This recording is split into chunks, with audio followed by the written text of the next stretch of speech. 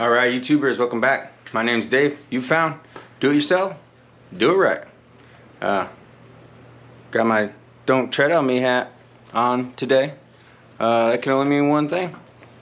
Yep, that means I am not messing around. Alright, so today's video, it's gonna be on a 5,000 mile service that Harley says is required and charges a lot of money to do. So got my list. It's right here. It's all written down. I couldn't remember it all, even though it's, you know, it's not that much, but they still charge an arm and a leg. So get ready. We are going to go over the 5,000 mile Harley service, and let me tell you, if you are taking your bike in for the 5,000 mile service and it's not under warranty, personally, I think you're wasting your money. So we're gonna get into it right now.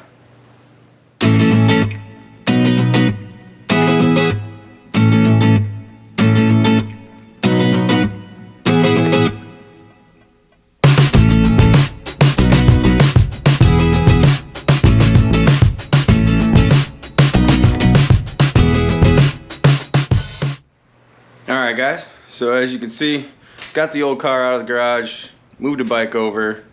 It's pretty warm out there today. Got my fans going. If you can hear it, I'm sorry, but you know, I don't want to die of heat exhaustion in my garage. So like I said, got the old girl out the garage, moved the bike over, and I've taken the bags off from it just to speed up the process. So you guys didn't have to see me actually take the bags off, but super simple. Get the bags off. Obviously you just open up the bag. There's two little quick disconnects here and here. You just turn them and the whole bag comes off, and that you know, lets you see the back tire, the shocks, the belt, you know, all that good stuff that's behind the bags that we are going to go over, because that's, you know, it's part of the service. So like I said, got it written down here on my list. You know, nice little pretty, you can see it, grapes on my list. You know, that's how I roll. I like grapes.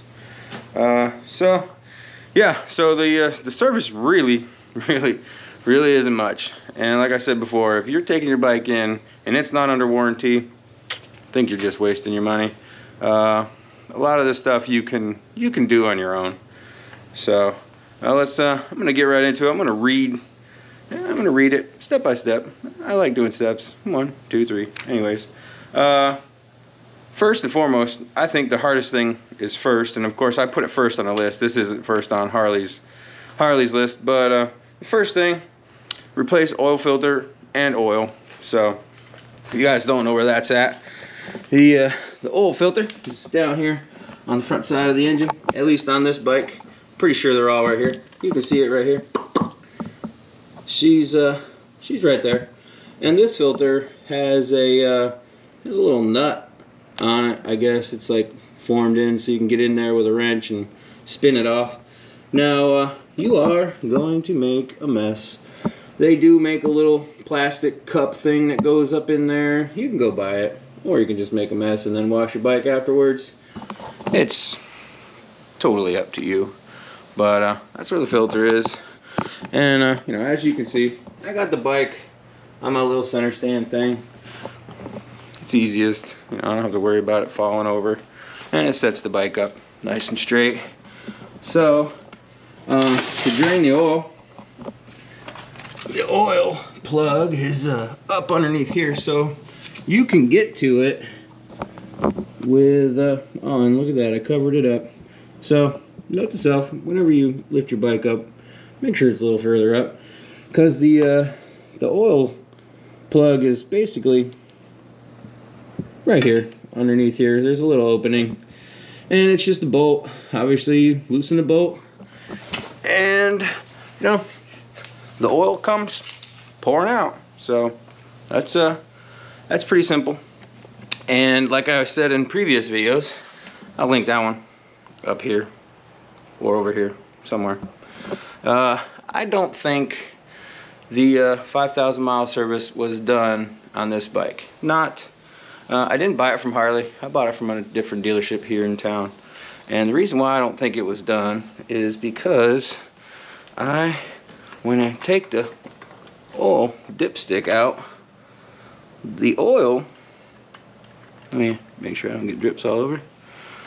The oil, it doesn't look terrible, but it also doesn't look like it's been recently changed. Now, you can smell it, and it does smell, doesn't smell new, let's put it that way, but it's not burnt.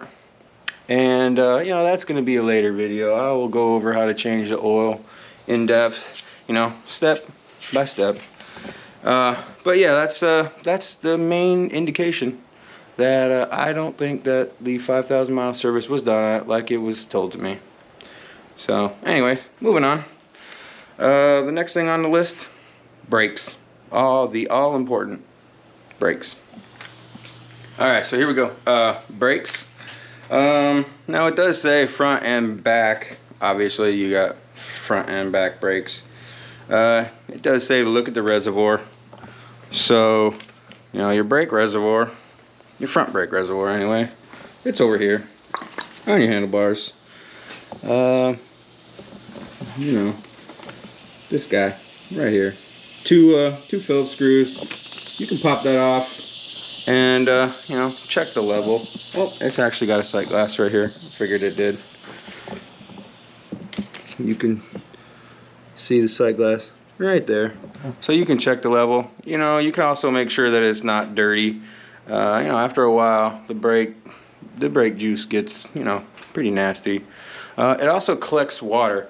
Now, I don't know if this one says .4. Okay, so I believe the .5 is the kind that you don't really have to worry about water in the brakes, but yeah, no, all the other ones, it's just a .3, 4. It's just a temperature rating for the brake fluid. So .4 in this one. I believe .4 in my Softail Deluxe also. I put .3 in the old bikes because that's what it says. Just, you know, because that's what it says.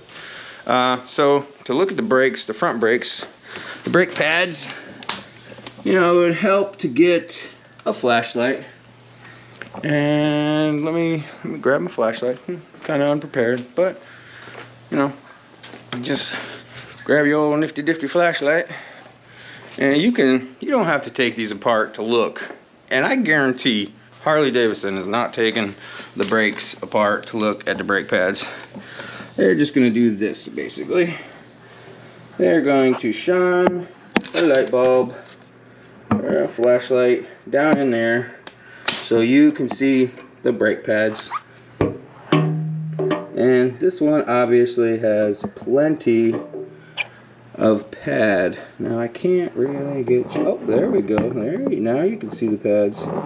Pads on both sides of the disc. Also, you know, run your finger across this brake disc. See if there's any gouges in there, some scoring. You know, just cause it's a easy thing to do.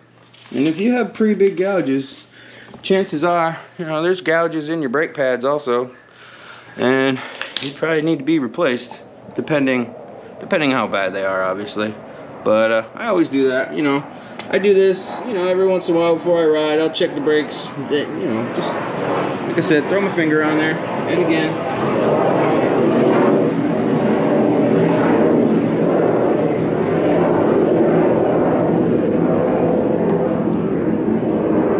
Always got to pause for the sound of freedom. Those are probably F-18s taking off at the airport. You know, they come in and out every once in a while. So back to the brake pads. You can see down inside of this one as well. You know, there's plenty of brake pad left on those discs, and the discs themselves. You know, they're nice. So moving on to the back. The back is only, you know, single disc. So we're looking at this one here, and again, you know, looks like a disc. Rub your finger on it. Nice and smooth, both sides, 'cause, you know, it clamps on both sides. And then this one's much easier to see. You see that? See that guy right there? This guy right here? You see all that pad left on there? And we'll get over on the other side. And we'll shine a light in there. Oh yeah, look at all that pad left on that one too. Oh yeah, plenty of pads. So, you know, this bike only has 5,000 miles on it, 5,300, 5,400 now. So I didn't expect the brake pads to be bad. I think they just put that on the list just to, you know, just to make people feel good about what they're paying for. Oh yeah, we went over your brakes. You're good to go. So the next thing, air filter. All right, so you know, moving on to the air filter. This one, I've already changed out the stock air filter. So I put the Crusher air filter on it. You know, I got a whole video on it. And of course, I'll link the video up here, maybe over there, most likely up there. I do save all my parts that I take off, so I got the old one out. I put it in a box. I always label them, you know, Road Glide intake. Why not? So I like I said in previous videos, I keep my old parts. These old parts might actually be worth more money than the bike someday, especially with guys, you know, 100 years from now, looking for authentic Harley parts. So when they do a filter inspection, they're not even going to take this off. They're probably just going to take that cover off and then just look at this filter and look it around, make sure that it's not dirty. This filter is actually pretty clean. So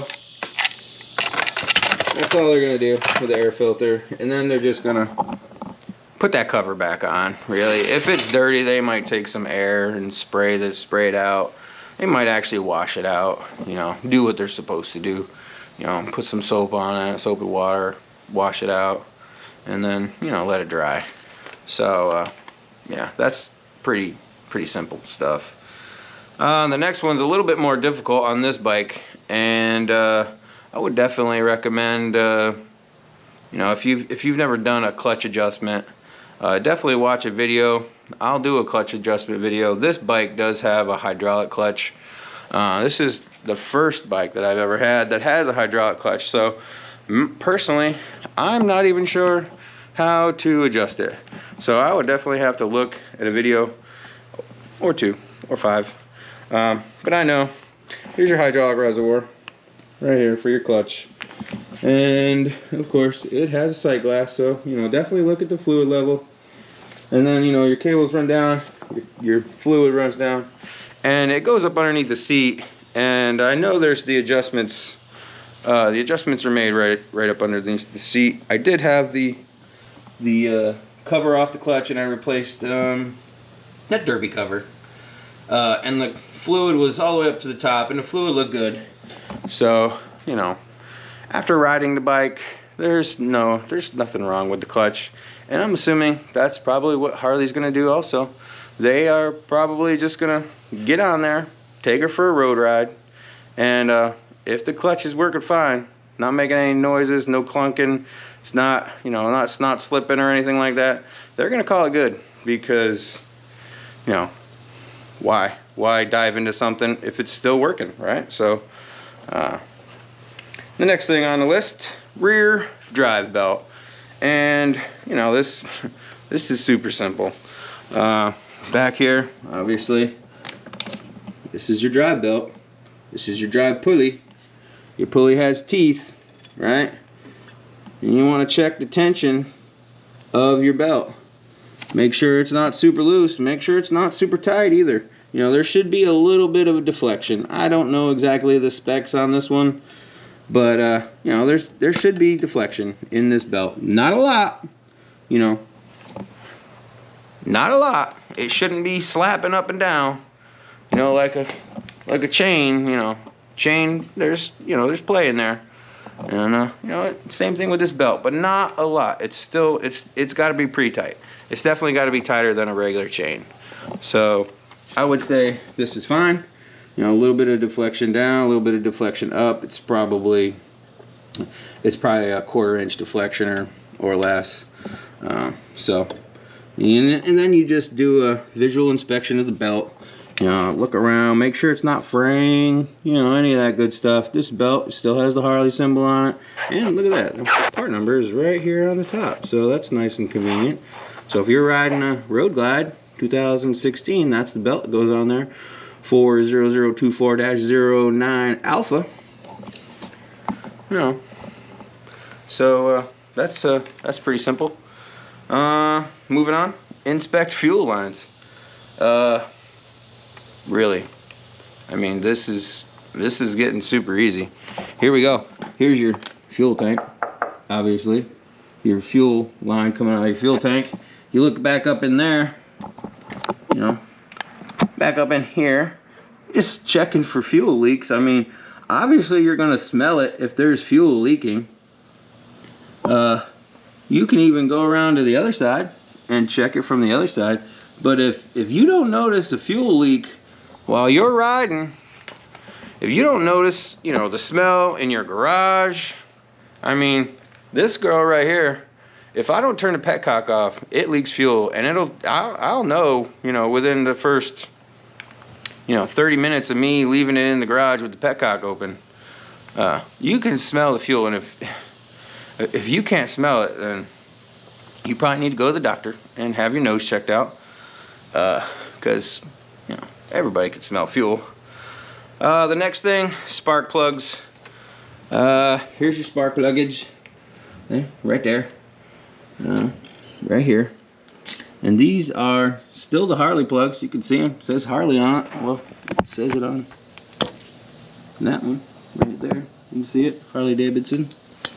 And then that one right there. You know, these pop right off. Don't be scared. Hey, pop them off. And let me go ahead and grab up the tools, and I'll pop those out and let you see what the spark plugs, what these look like. Hopefully they look like they're supposed to look like. Alright guys, so I got you set up down here. Got my ratchet, got my spark plug wrench or socket. It's a 5/8. You don't have to have a specific spark plug one. You can just use any 5/8. Okay. Make sure you're in the loosening direction. Get her down there, pop her loose. Now I just pop it loose and then run it out with my fingers. Be sure not to hit the tip of the spark plug. And wow, look at that. So, here's the spark plug.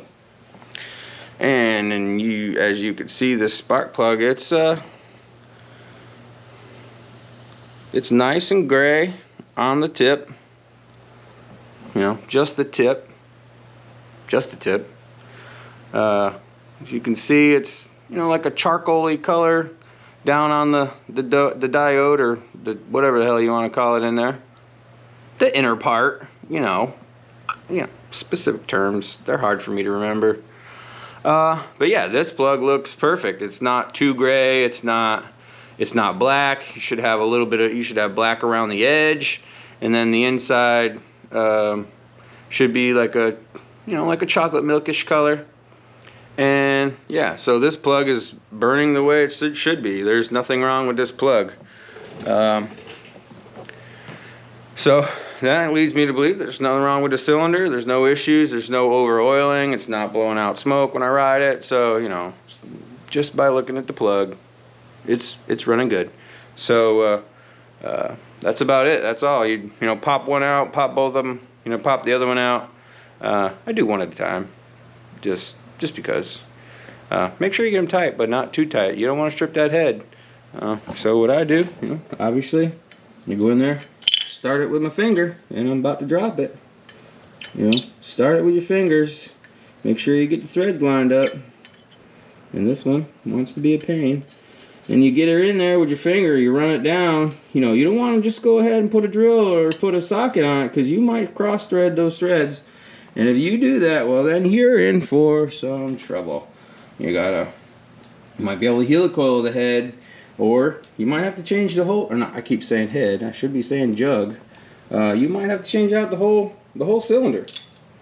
So, you know, finger tight first, and then get your ratchet on it. And just, you know, give her a little, little snug. Doesn't have to be super tight. It wasn't super tight when I took it out. So, and then you take your you know, spark plug, wire, pop it on. You want to hear that? That means it's locked down there. And you know, just do it to this one too. Pretty simple. Not that difficult. You know, this isn't rocket science. You know, pop her out. See, that wasn't tight. It wasn't very tight. I mean, it was tight enough. So, you know, same again. Thread her out. Look at the plug. Looks the same as the other one. Nice and gray. A little bit of black around the edge. I mean, not too gray. You know, charcoal, chocolate milk kind of color. Hopefully that comes out on the video. You know, it's an easy way to tell if your engine, whether it's a motorcycle or a car, if it's running right. You know, the old Ford, she's running rich, so when I pull those plugs, I guarantee they're gonna be pretty black, and I'm gonna have to adjust the carburetor. But that's to be expected. You know, that engine's newly rebuilt. Give it a nice little, and then put it back on. You want to hear that click? Make sure you click, because you don't want that spark plug wire coming off while you're riding. I had a buddy, his popped off, and he tried to put it back on while he was riding. We were actually going to Biketoberfest, and yeah, shocked the shit out of himself. And as you can imagine, it hurt. You know, he pulled his hand back real quick, shut the bike off, coasted to the side of the road. We were actually on 95, so it was a little dangerous. So you want to make sure make sure you hear that click. All right, enough about spark plugs. We are moving on to the air suspension, and you know, those are back here. Your shocks. You got this one. This one's set, you know, kind of in the middle. And you know, just look at these shocks. You can make sure there's no fluid coming out of the piston in there. It's, you know, it's still bolted in. It's still tight. You know, this moves, obviously. It clicks. There's really not a lot to look at to make sure this is working. And again, if you're riding and you feel the bike in the back going up and down like the shocks aren't working, you know, at 5,000 miles, your shocks should not be bad, unless you're really hauling a load. And then even in that case, 5,000 miles, that's like, you know, like I said, there's no way those shocks should be bad. So, you know, come over here, look at this same one, and you know, look at it again. You know, shock, make sure it's in there, make sure the bolts are in there. You know, these have lock washers. And if you can see a gap on a lock washer, like see the gap here, if there's a gap in there, that means the bolt's coming loose. I'm really surprised they don't put torque stripe on these, but no torque stripe. And if you guys know what torque stripe is, or don't know what torque stripe is, it's just a little piece of paint, comes out of a tube, so you can tell if the bolt moves, loosens up, or not, whatever you're putting your torque stripe on. So that's pretty easy. The next one, you know, this is difficult also. Switches, lights, you know, make sure your lights and your switches work. Turn the bike on, turn it on. Oh, sure, of course, I don't have the key close. So let me get the key. It's right here. These, you know, this newer bike, it's my Deluxe doesn't do all this, so you gotta get used to it. Turn it on. Turn it on. It does its thing. Obviously, all the lights come on. The blinkers. When you know, works. me and my wife were radio's on. You know, the blinker there works. Blinker back here works. Blinker up front works. Headlights work. Running light works. Oh, now the blinker's on. We got the blinkers. You know, you get the point. You know, check your switches. If you're riding and your switch doesn't work, then you know your switch isn't working. This isn't, you know, I keep saying it's not rocket scientist, but you know, run through your bike, run through your switches. You make sure everything's working the way it's supposed to be working. It's easy, self-explanatory. The next one, exhaust. It says check for exhaust leaks. Now this bike has these slip-ons on. So being that this has already been changed, I would go ahead and check the nut that's underneath here for the clamp. Make sure that stayed tight. And then also, make sure that these two bolts here that mount the exhaust to your bike on both sides, I'd go ahead and check that. I've already checked it. They're tight. Exhaust leak, you can come up to your header pipes up here, up front, right here, right back up in there. Man, up in there. That's your exhaust, and you can tell by the sound that's coming out of your bike. It'll make like a sound if your exhaust pipes are coming loose. Now that's not a common occurrence. It's basically also check to make sure all your O2 sensors in your exhaust. You got a clamp back here for your cross pipe. Make sure that's tight. This is basically just throwing wrenches on the clamps, making sure that they're tight. If they're tight, you don't have to tighten them anymore. They stay, it is a Harley, yes, it vibrates, but if it's tight and it's been tight for 5,000 miles, more than likely it's probably not going to loosen up. And then the all-important last step, and that is to take the bike for a ride. Now, I can't stress how important that is. I know of shops, motorcycle shops and car shops that they do work on a car or a bike, and they don't take the bike or the car for a ride. They come back and they give it back to the customer. This is part of my rant about not being able to trust garages. Take the car or the bike for a ride. Make sure that it's riding, it's running, it's driving, it's stopping before you give it back to the customer. There's been so many instances that I've seen on Facebook and on YouTube of people complaining about garages and dealerships that, oh, I took my bike here and they did this and that and that, and oh, I took it back for an oil leak and they gave it back to me and it was still leaking oil. How in the world do you take a bike to a shop for an oil leak and the shop gives the bike back with an oil leak? It just doesn't make sense to me. Don't give the bike back until your oil leak or whatever's fixed.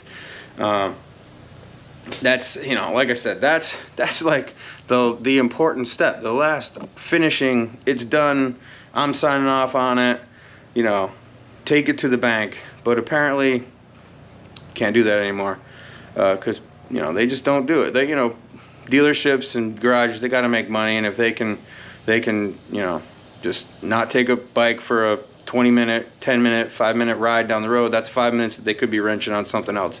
So I know a lot of these places, they have check-offs and they have checklists and they say they did this and they say they did that, but chances are you got to ask. So my rant is over. I'm off my soapbox. So yeah, that's the 5,000 mile warranty service. I'll do a video for 10,000 mile, which a lot of it is all the same. It's the same, checking this, checking that, changing the oil, changing the filter, and then there's just a few more steps on it. So again, if you're taking your bike for a 10,000 mile, there's one or two more steps that they're a little bit more in depth. Basically the hardest thing on this bike, and really I'm gonna say the bikes with the hydraulic clutches, that's the hardest thing on this bike to accomplish for yourself. Now if you have a bike like Charlene that has just a normal cable clutch, oh man, that's a no-brainer. Cable clutches are super easy to adjust. So take the bike to the dealership if you like. If you get that warm and fuzzy, say, oh, Harley Davidson worked on my bike, then if that's what you're paying for, that's what you feel like you're getting a warm and fuzzy rather than you doing it yourself, then that's great. But if you want to try to save a little bit of money doing the stuff yourself, it's not that difficult. So anyways, there's the bike. Like I said, 5,000 mile warranty, not too difficult. I'm gonna end this video here. If you like what you saw, if you like following around, following me, sweating in my garage, go ahead and hit that subscribe button. There's gonna be a lot more sweating, down south. The summer is about mid-swing. We got a couple more months of it. August, September. It doesn't really start to get cool until October-ish. So there'll be a bunch of sweaty videos. Like I said, go ahead and subscribe. Hit that notification bell if you're subscribed. You want to know when my next videos come out. You can follow me on Instagram at diydaveb. I also have an email. That's diydaveb@gmail.com, and I also have a Facebook page. Trying to say this all in one breath. Probably not going to get it done because I just said that. Anyways, Facebook page is do it yourself, do it right. It's a group. Go on there, throw on all your DIY projects, not just motorcycles or cars, but I'm talking about if you build furniture, if you do other things with your hands that you can put on the internet and not get in trouble on Facebook, go ahead and throw it up there. Anyways, thanks a lot, and till next time, thanks a lot.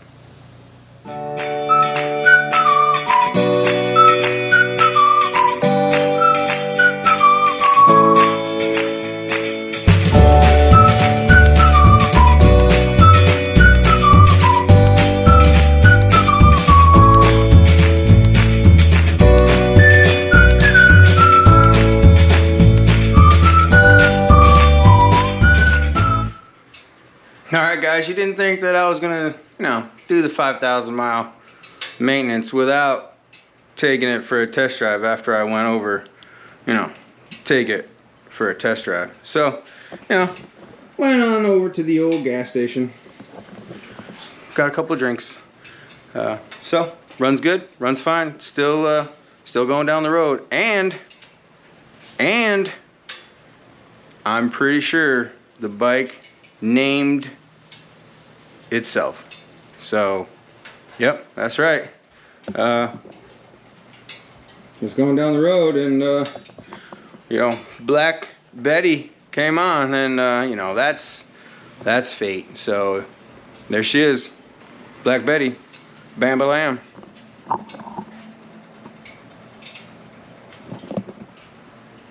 Till next time.